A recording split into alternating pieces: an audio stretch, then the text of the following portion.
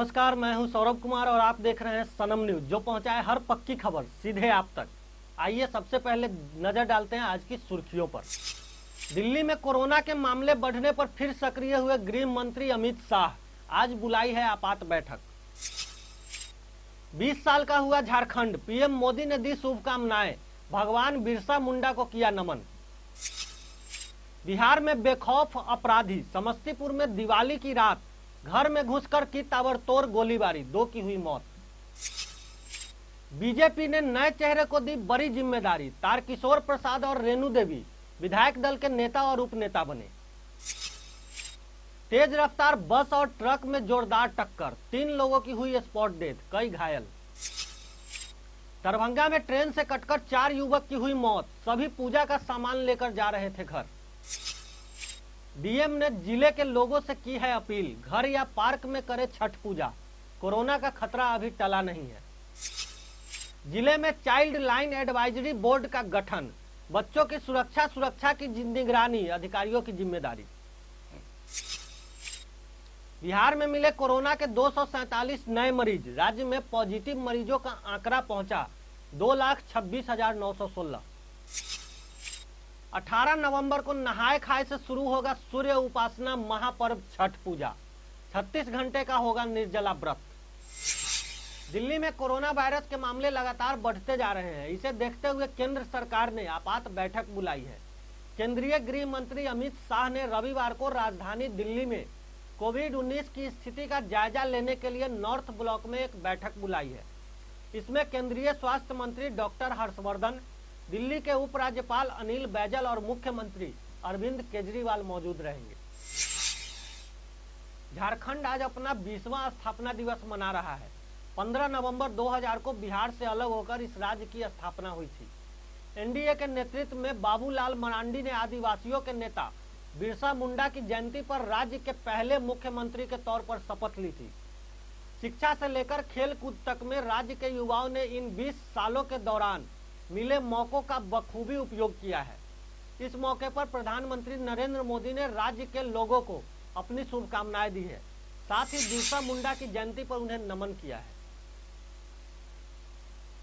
बिहार में अपराधी किस कदर बेखौफ हो गए हैं, इस बात का अंदाजा समस्तीपुर में दिवाली की रात घटी घटना से लगाया जा सकता है। दरअसल दिवाली की रात अपराधियों ने समस्तीपुर के एक परिवार के 7 सदस्यों पर घर में घुसकर अंधाधुंध गोलीबारी की। इस घटना में 2 लोगों ने मौके पर ही दम तोड़ दिया, वहीं 5 अन्य लोग घायल हो गए। फिलहाल इलाज के लिए घायलों को अस्पताल में भर्ती कराया गया है। दिवाली की रात होने से पटाखों के शोर में गोलियों की आवाज आसपास के लोगों को कम सुनाई दी। इसी की आड़ में अपराधियों ने इस खूनी खेल को अंजाम दिया। मिली जानकारी के अनुसार यह घटना जिले के नवादा पंचायत में हुई है। विधानसभा चुनाव में जीत दर्ज करने के बाद भारतीय जनता पार्टी ने बड़ा फैसला करते हुए अब नए चेहरे को बड़ी जिम्मेदारी दी है। कटिहार से चुनाव जीतकर आने वाले तारकिशोर प्रसाद को विधायक दल का नेता बनाकर पार्टी ने बड़ी भूमिका सौंपी है, जबकि बीजेपी के राष्ट्रीय पदाधिकारी रह चुकी रेणु देवी को इस बार विधायक दल में उप नेता का पद दिया गया है। भागलपुर में तेज रफ्तार का कहर देखने को मिला। तेज रफ्तार ट्रक ने एक बस में जबरदस्त टक्कर मार दी, जिसमें 3 लोगों की मौत हो गई और कई लोग घायल हो गए हैं। घटना बरारी थाना क्षेत्र के विक्रमशिला सेतु पुल की बताई जा रही है। घटना में घायल सभी लोगों को मायागंज अस्पताल में भर्ती कराया गया। दरभंगा में सभी युवक पूजा की खरीदारी करने के लिए घर से निकले थे। पूजा का सामान खरीदकर घर जा रहे थे। इसी दौरान ट्रेन की चपेट में आ गए, जिससे घटना स्थल पर ही 4 लोगों की मौत हो गई। घटना की सूचना मिलने के बाद पुलिस घटना स्थल पर पहुंची और 4 शवों को पोस्टमार्टम के लिए डीएमसीएच भेज दिया है। यह घटना दरभंगा के अललपट्टी रेलवे गुमटी के पास की। छठ पूजा को लेकर जिलाधिकारी डॉक्टर चंद्रशेखर सिंह ने जिले के लोगों से अपील करते हुए कहा है कि कोरोना का खतरा अभी टला नहीं है, इसलिए सतर्क रहें। कोशिश करें कि घर या पार्क में पूजा करें।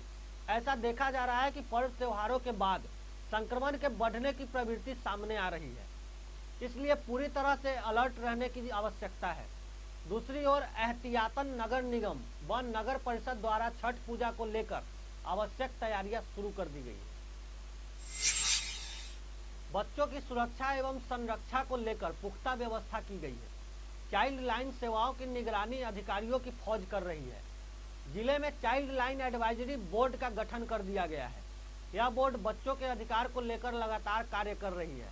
जिलाधिकारी की निगरानी में कार्य कर रही इस बोर्ड में एसएसपी, शिक्षा विभाग, श्रम विभाग, जिला बाल संरक्षण इकाई, समाज कल्याण विभाग, आईसीडीएस समेत कई विभागों के अधिकारियों को जिम्मेदारी दी गई है।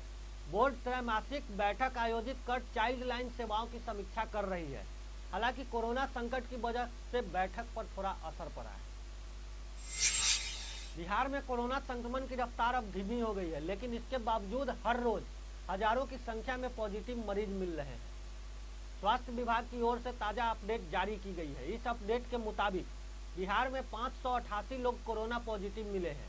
इसके साथ ही राज्य में कोरोना संक्रमितों की संख्या बढ़कर 2,26,916 हो गई है। बिहार में फिलहाल 6,486 कोरोना के एक्टिव केस हैं।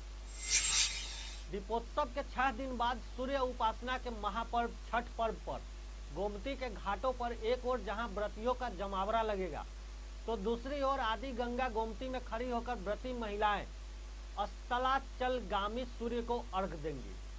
दूसरे दिन उदीयमान सूर्य को अर्घ के साथ 36 घंटे के निर्जला व्रत का समापन होगा। यह मुख्य पर्व भले ही 20 और 21 नवंबर को मनाया जाएगा, लेकिन नहाय खाए से इसकी शुरुआत 18 नवंबर से शुरू हो जाएगी। इसके चलते 17 नवंबर को जिला प्रशासन और नगर निगम की ओर से सफाई अभियान चलाया जाएगा। फिलहाल के लिए इतना ही। आगे की खबरों के लिए हमारे साथ बने रहिए और देखते रहिए सनम न्यूज।